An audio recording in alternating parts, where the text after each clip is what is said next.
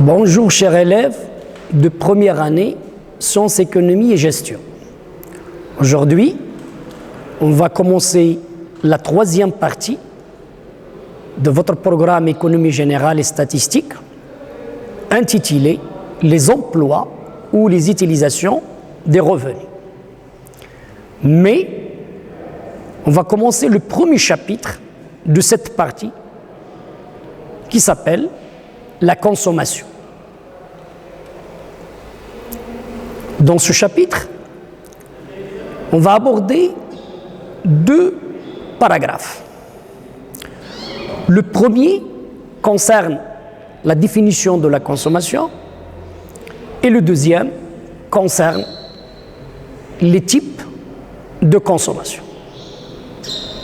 Alors, premièrement, on va commencer par la définition de la consommation.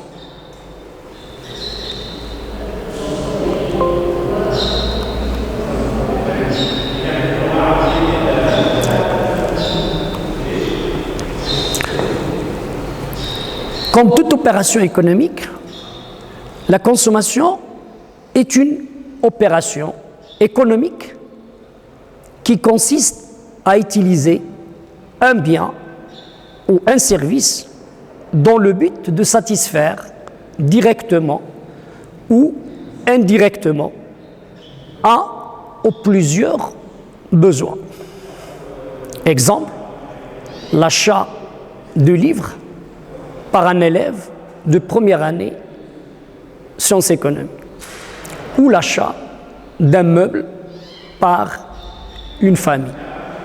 Je répète, la consommation, c'est une opération, c'est un acte qui consiste à utiliser un bien ou un service, soit directement, soit indirectement, pour satisfaire un ou plusieurs besoins. Donc le fait de consommer, c'est le fait de détruire le bien que vous avez acheté, ou bien le service que vous avez acheté auprès d'une entreprise, mais dans le but directement de satisfaire le besoin que vous avez, ou bien plusieurs besoins que vous avez. Voilà, en général, la consommation. Maintenant, on va aborder la deuxième partie du chapitre de la consommation, les types de consommation.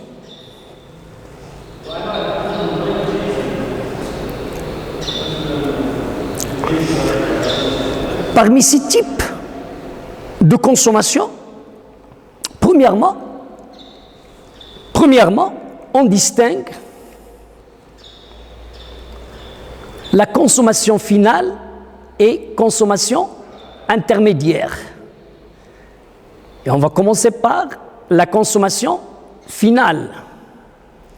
C'est l'acte par lequel un bien ou un service est plus ou moins rapidement détruit pour satisfaire directement un besoin.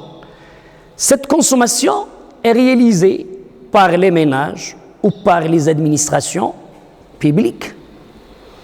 Je répète, la consommation finale, c'est l'acte par lequel un bien ou un service qu'un agent économique, principalement les ménages et les administrations publiques, pour satisfaire un bien ou plusieurs.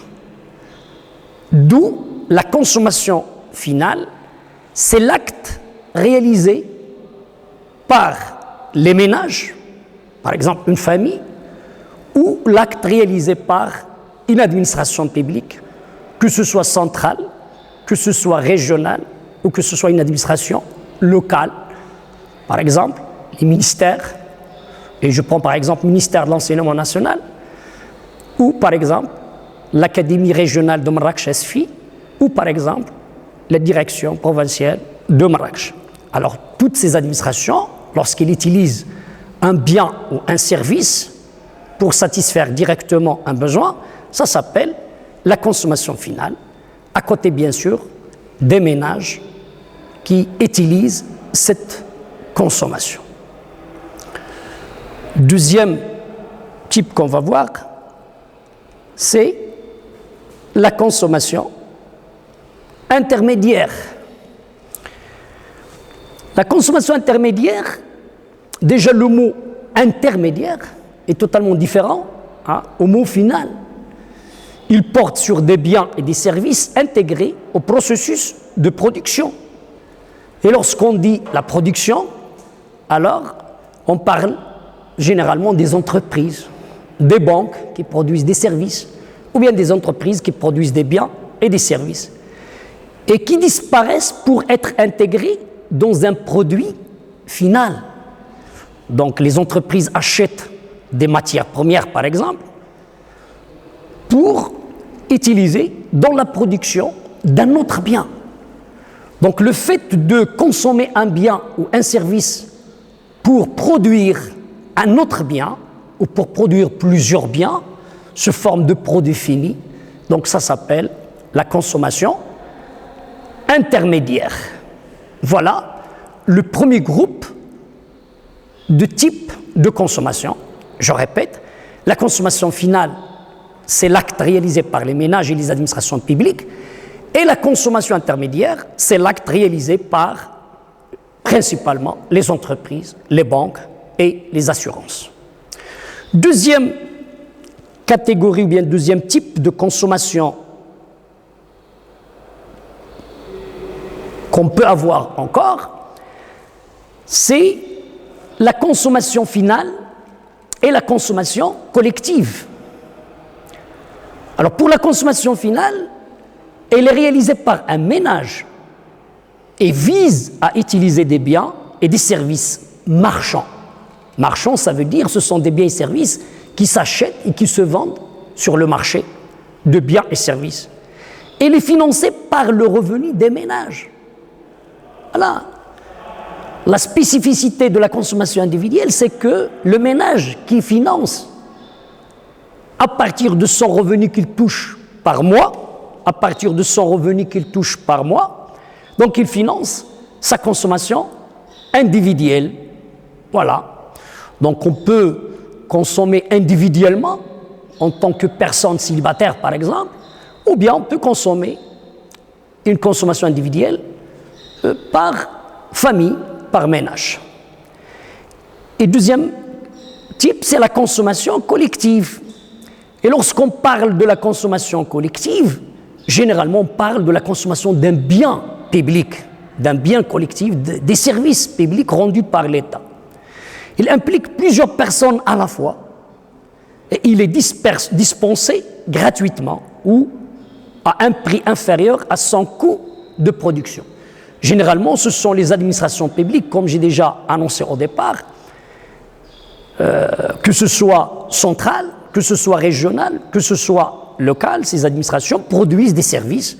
Ce sont des services normalement dispensés gratuitement à la population, ou bien parfois, s'il est nécessaire, donc coûtent un prix inférieur à son coût de production. Parce que les administrations publiques ne réalisent pas des profits. Ce sont des institutions à but non lucratif.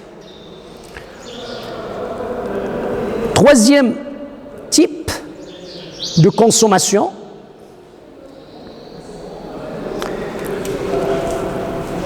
comme vous voyez au tableau, donc c'est la consommation privée et la consommation publique.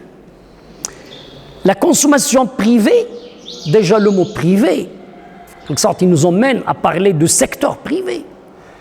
Et le mot public nous emmène à parler de secteur public. La consommation privée, c'est une consommation qui concerne le secteur privé comme les ménages, les entreprises et les institutions privées sans but lucratif, telles que par exemple les associations, les syndicats.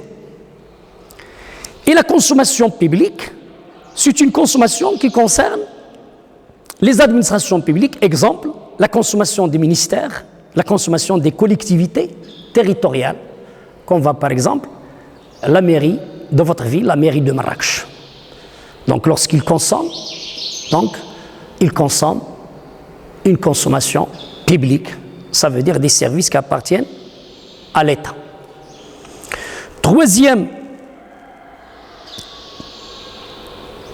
Quatrième catégorie de consommation, et non pas troisième, parce que le troisième c'est la consommation privée et publique. Quatrième type de consommation, c'est le taux consommation.